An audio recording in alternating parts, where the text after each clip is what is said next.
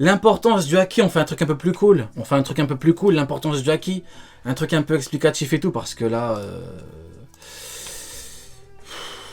J'en ai marre de Bevoda, de Eiichiro Yoda, j'en ai marre. Akainu supérieur à Kaido, c'est bon. Bon. On va faire un petit trait de Joy Boy. Let's go pour un petit trait de Joy Boy, on verra un truc un peu plus cool, parce que là, ça va pas, là. Akainu, il est plus puissant que Kaido. Mais franchement, au moins, mets-le au même niveau.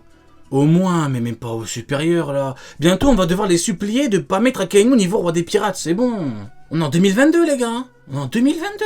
L'importance du haki dans OP. Je pense qu'une bonne partie ne connaissent pas ou ne prennent pas en compte le haki principal, alors que c'est selon moi un facteur important qui explique beaucoup de choses. Le haki, signifiant littéralement ambition, est présent chez n'importe qui sous deux formes. Armement, observation. Il existe une troisième forme, avec une exception, une personne sur 1 million, dit comme étant un élu, le roi, le haki des rois. Ok. Le haki est devenu une base indispensable parce que oui, effectivement, à la base des bases, le haki c'était pas du tout quelque chose d'ultra important. On a bien vu au niveau de Marineford, c'était un peu le bordel. D'ailleurs, il n'y avait même pas d'haki de l'armement offensif noir, donc visuellement, on pouvait pas le voir et tout.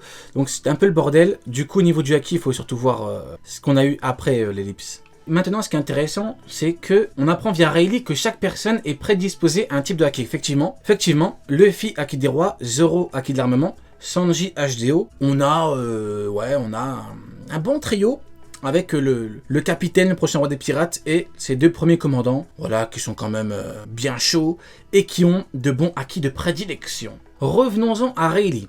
Il a dit à Luffy que la plupart des gens gravitent autour de la couleur du haki avec lequel ils sont meilleurs et qu'il doit ainsi trouver ce haki pour focaliser son entraînement dessus. Effectivement, bien sûr, entraîner toutes les formes du haki donneront un plus grand potentiel à Luffy. Comme il est talentueux, Rayleigh a pu lui apprendre les bases des 3 formes du haki. Effectivement, Rayleigh dit bien à Luffy, je vais t'apprendre les bases. Après, bien évidemment, Luffy, il évolue surtout en combattant des gens puissants, hein. Luffy n'est pas revenu en mode hyper chaud, parce qu'il y en a qui disent oui, Zoro est revenu avec un niveau commandeur, Luffy avec un niveau commandeur et tout. Non, c'est progressif, il n'est pas revenu directement, voilà.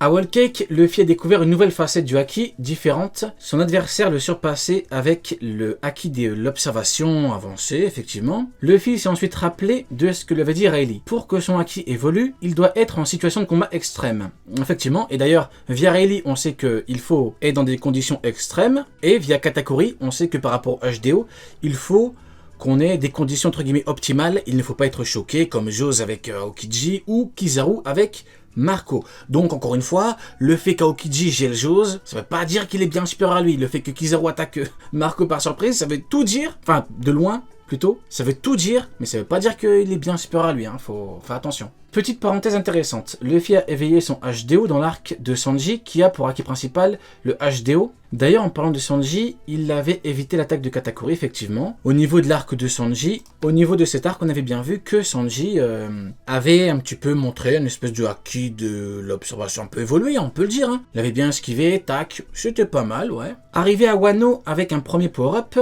HDO éveillé, Luffy qui avait pris la confiance va se faire démonter par Kaido, one shot, effectivement. D'après certains, il s'est fait one shot parce que Luffy se dégonfle facilement, se dégonfle rapidement, donc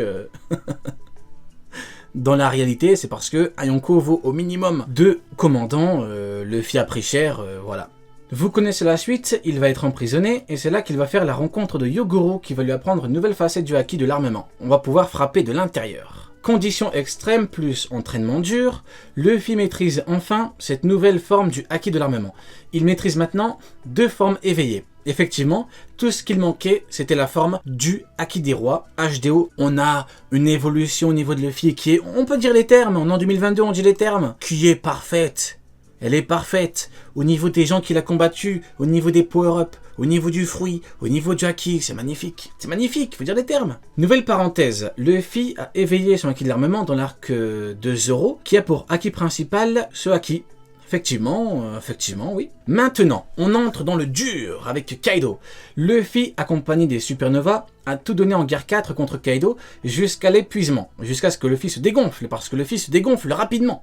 Luffy, c'est un gros ballon qui se dégonfle qui se dégonfle en 10 secondes. D'ailleurs, Kaido, il aurait dû le battre en 5 secondes, là, parce qu'il se dégonfle comme un ballon en 2 secondes, Luffy. Comment ça se fait? Mais Kaido, debout, rigole plus fort que jamais. Ce dernier va attaquer Luffy, et c'est là que ça devient intéressant. L'attaque va mettre KO Luffy un court instant, puis il va se relever et il va se passer ceci. Intéressant, c'est fort intéressant, le trade est fort intéressant. Luffy va d'abord penser à Yogoro, qui lui parlait du haki de l'armement. Il va lui dire que c'est trop superficiel. Ses attaques avec ce haki sont insuffisantes pour réellement déranger Kaido. Luffy comprend donc qu'il a atteint ses limites pour ce haki. Intéressant, fort intéressant. Luffy a compris à ce moment-là qu'il avait atteint ses limites au niveau du HDA, donc il va utiliser un pouvoir qui est supérieur. Pas mal, c'est très bien analysé, on peut dire les termes. Il comprend ensuite, grâce à l'attaque de Kaido, qu'on peut imprégner des choses avec du haki des rois, et Kaido va lui dire une dernière chose encore plus intéressante, seule une poignée parmi les plus forts peuvent le faire. Le fameux pouvoir de l'élite. Luffy va, que Vista mérite. Voilà, d'ailleurs, peut-être qu'il a le haki des rois, Vista. Peut-être que Vista a le haki des rois, peut-être qu'il s'est entraîné, parce que bon, d'après certains, Akainu qui a 83 ans, il peut atteindre le niveau du roi des pirates en s'entraînant alors qu'il a 93 ans. Donc, selon cette logique, Vista peut encore évoluer, il peut atteindre le niveau de Kaido, bien sûr, pourquoi est-ce qu'il ne pourrait pas? Luffy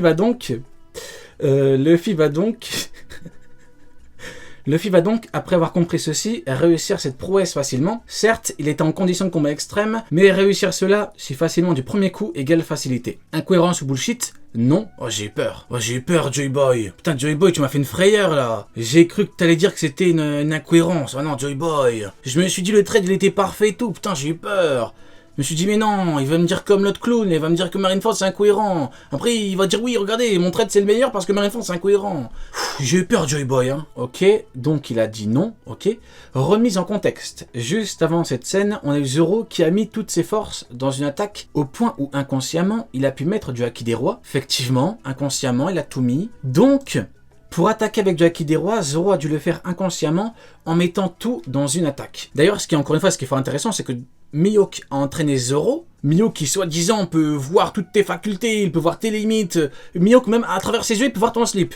Il a des rayons X et tu vois tout nu Mihawk avec ses yeux. D'après certains, Mihawk c'est un robot. Avec ses yeux, il peut tout faire Mihawk. Mihawk il peut tout faire avec ses yeux. Bref, je divague. D'ailleurs Mihawk, il a même pas vu que Zoro il avait le haki des rois, c'est une dinguerie. Hein. Le mec avec ses yeux... En fait, Mihawk c'est un fou. Au lieu d'utiliser ses yeux pour voir que Zoro a le haki des rois, il utilise ses yeux pour voir Zoro tout nu, c'est bon. Oh, il y en a qui abusent, c'est trop. Donc voilà, ok, inconsciemment, en mettant tout dans l'attaque. Là où Luffy le fait sans forcer, Luffy est à des années-lumière de Zoro. Non, c'est une question de haki principal.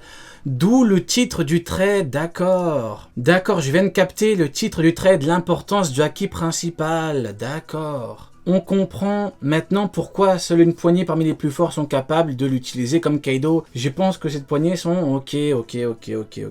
Ok. Merci à Hugs pour le Prime et big up à la team Ryo Sensei Prime. Haki égale ambition. Le haki principal serait déterminé par rapport à l'ambition volonté. Zoro, voix du sabre, armement. Sanji, détecteur de femmes, observation. Tiens.